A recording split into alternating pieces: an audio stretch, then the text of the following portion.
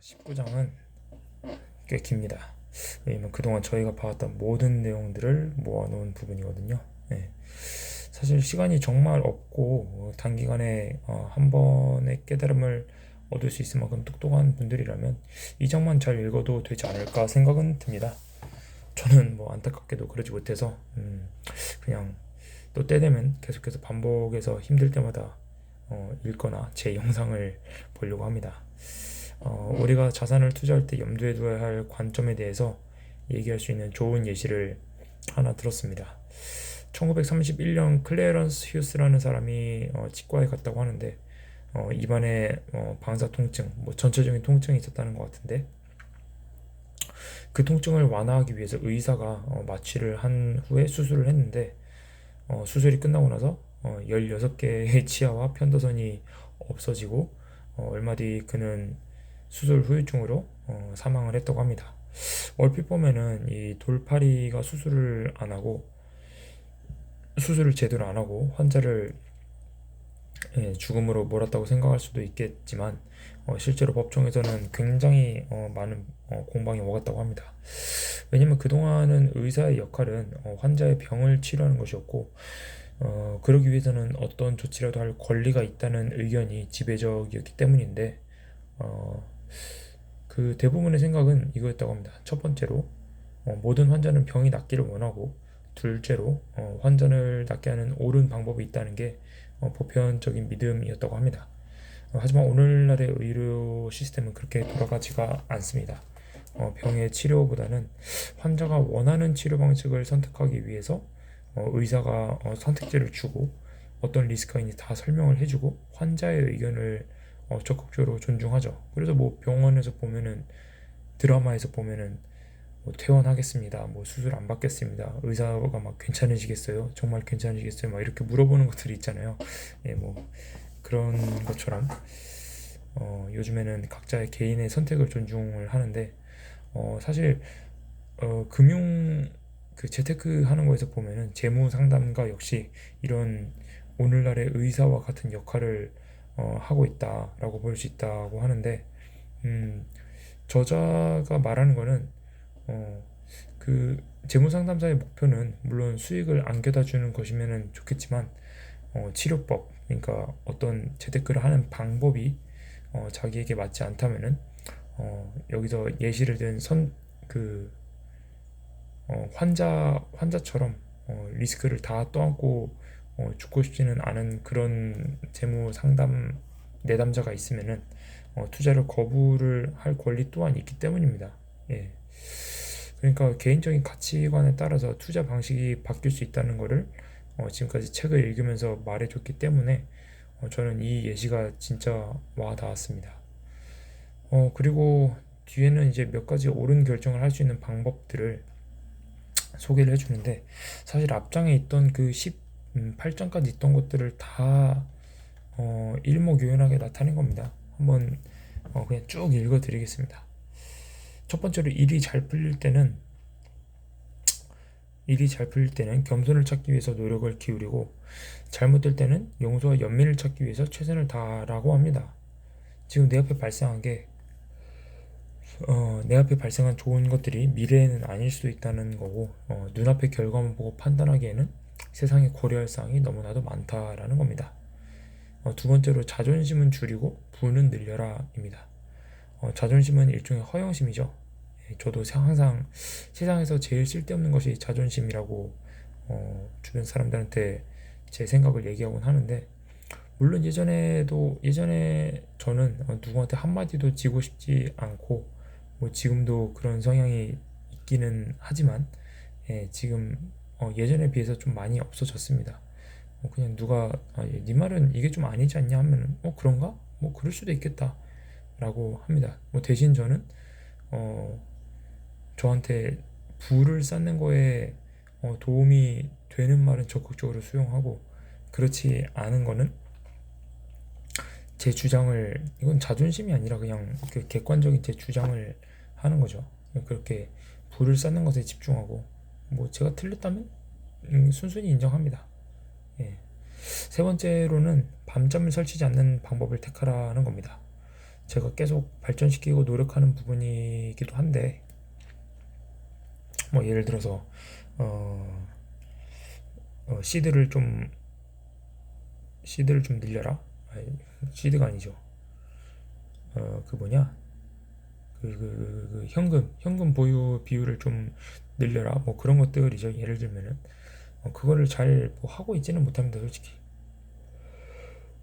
대신에 그냥 경기 방어주 같은 것들로 좀 하면서 그런 것들 비중을 한 20% 정도 갖고 있으면서 뭐 이게 현금 대용이지라고 생각은 하고 있는데, 뭐 그렇기 때문에 지금 좀 떨어지고 있는 것들이 있어도 잠을 못 자거나 뭐 그러진 않습니다.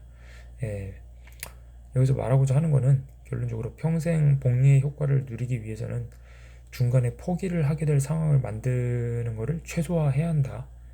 포기하게 될 상황을 만들지 않는 게 가장 중요한 거다라고 볼 수 있는 겁니다. 네 번째로는 시간을 보는 눈을 넓혀라인데, 지금 잘 안 되고 있고 실패하고 있는 것처럼 보이는 거더라도 그 길이 맞는 거라면 대부분 시간을 길게 두고 보면 해결된다는 사실을 이해하고 여유 있게 리스크를 수용하고 기다리면은 복리의 효과를 누릴 수 있다 라는 걸 알아야 된다는 겁니다. 네, 다섯 번째는 포트폴리오의 일부가 아니라 전체를 보라는 건데, 뭐 꼬리가 몸통을 흔든다라는 제목이 있었죠.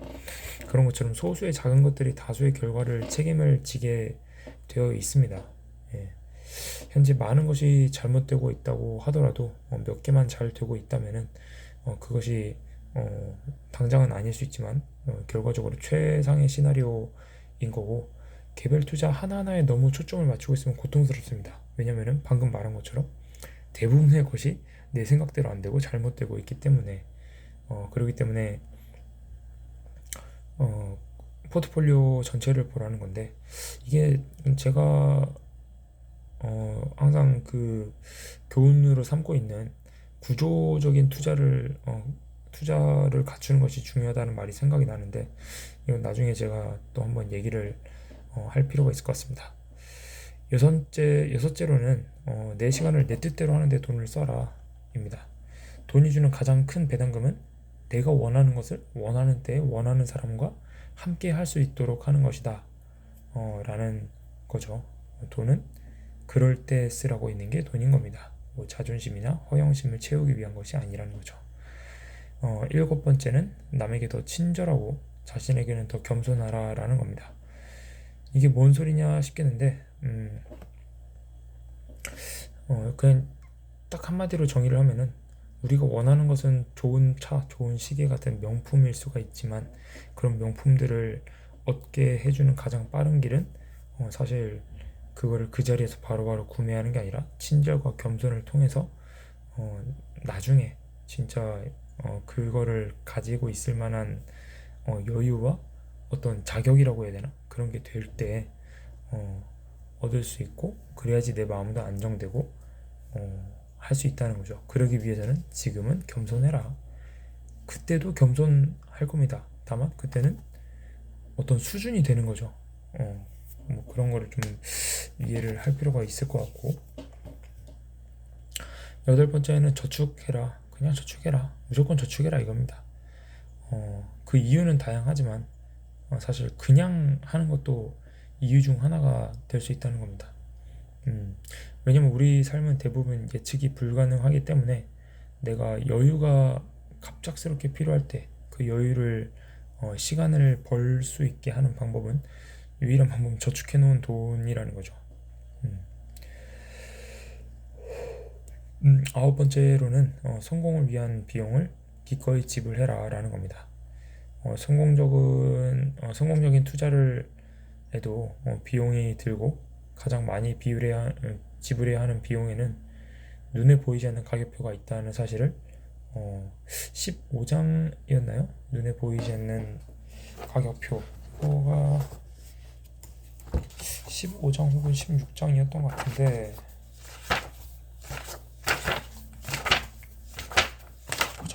보자. 15장. 기억력이 꽤 괜찮습니다. 15장이었습니다. 지금 뭐 가격이 떨어지고 있고 뭐 상황이 안 좋게 되고 있는 대부분의 것들은 우리가 어떤 비용을 지불하고 있다라는 걸로 이해를 해야지, 그거를 내가 지금 뭐 하나 잘못 선택해서 벌금을 내고 있는 거야 라고 하면은 안 된다라는 거죠. 모든 것들은 다 수수료 또는 수업료라고 보고, 나중에 그 큰 가격을 받기 위해서는 지금 이거를 비용을 지불하고 있는 거다. 어떤 행복을 느끼기 위해서 지금 비용을 지불하고 있는 거다라는 것을 이해해야 된다는 겁니다. 열 번째는 실수의 여지에 항상 대비를 하라라는 겁니다. 예, 미래에 일어날 법한 일들이나 나를 위해 일어나야 하는 일 사이에 간극이 있다는 거죠. 그렇기 때문에 항상 만약에 이렇게 되면 어떡하지? 뭐 그런 보조 계획들을 다 세워둬야 된다는 거죠. 그러기 위해서는 아까 말한 것처럼 일정 비율의 현금을 갖고 있는 것도 방법이라는 거죠. 복리의 마법을 보기 위해서는 어쨌든 버티는 것이 중요하다라는 의미였습니다. 11번째로는 장기적인 결정을 내릴 때 극단적인 선택은 피하라라는 겁니다. 이것도 역시 마찬가지죠. 복리의 마법을 보기 위해서는 리스크를 최소화해야 되는 거죠. 누구나 목표가 바뀌고 욕망이 바뀌기 때문에 극단적인 선택을 할수록 후회가 커질 수도 있다. 큰 걸 얻으려면 인생을 걸라라는 뭐 그런 말도 있습니다. 그것도 맞는 말이지만 될 거에 걸어야 되고, 극단적으로 이거는 리스크를 최소화하면서 그런 큰 걸 얻기 위한 선택을 하려는 노력을 해야 된다는 거죠. 뭐 아무 때나 극단적인 선택으로 막 내일 10배를 벌어야지 하면 안 된다는 겁니다.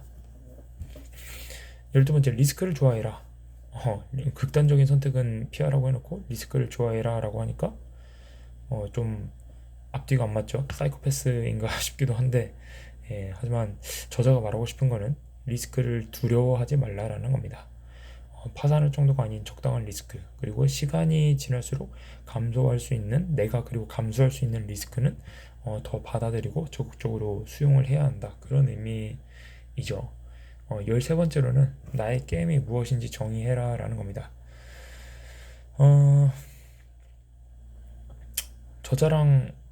저자의 의도랑 유사하게 저는 장기적인 경제 성장을 바라는 그런 투자를 할 겁니다. 그게 저는 데이 트레이딩 혹은 뭐 스윙, 뭐 단타, 뭐 그런 거를 절대로 하지 않겠다라는 겁니다.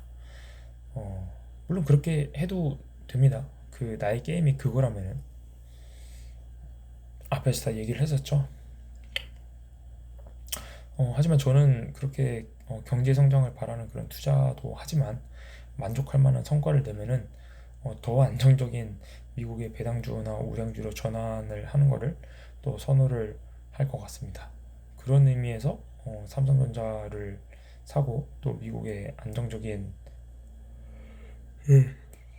배당을 주는 것들을 좀 사고 있기도 합니다. 마지막 14번째는 돈 문제에 있어서 각자 의견이 다르기 때문에 혼란을 존중하라는 겁니다. 똑똑하고 합리적인 사람들은 돈 문제를 있어서 의견이 나뉘는데, 결국에 그 사람들 다 성공을 하고, 다만 그 시기에 있어서 서로 간에 그 어떤 자기가 잘 될 거라고 생각한 그 시기가 다르기 때문에 시기가 차이가 있을 뿐 다 성공을 합니다. 그래서 뭐 이번에는 이 사람이 맞네, 저번에는 저 사람이 맞네 하면서 거기를 일일이 다 따라가려고 하다 보면은 갈피를 잡지 못하고 실패할 가능성이 있기 때문에, 성공한 사람이 여러 명 있으면은 그 중에 한 사람만 잘 따라가면은 따라가야 한다는 겁니다. 그 사람이 아주 확실하게 성공했고 그 길이 맞다고 생각이 들면은 그 사람만 잘 따라가면 됩니다. 무슨 뭐 여기 갔다 저기 갔다 하면은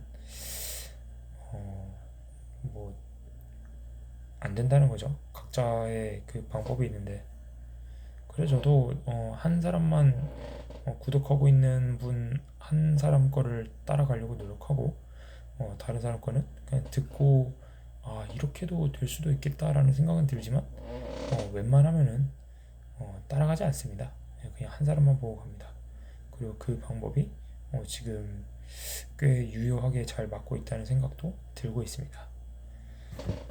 이렇게 19장까지 봤고 20장을 또 이어서 보겠습니다. 20장은 사실 뭐 어떤 그 투자 조언은 아니고 본인의 투자 이야기를 또 풀어놨습니다. 그래서 엄청 그렇게 뭐 교훈적인 내용, 물론 교훈적인 내용인데 뭐 앞에서처럼 뭐뭐뭐 해야 된다라는 건 아니고 나는 이렇게 썼다.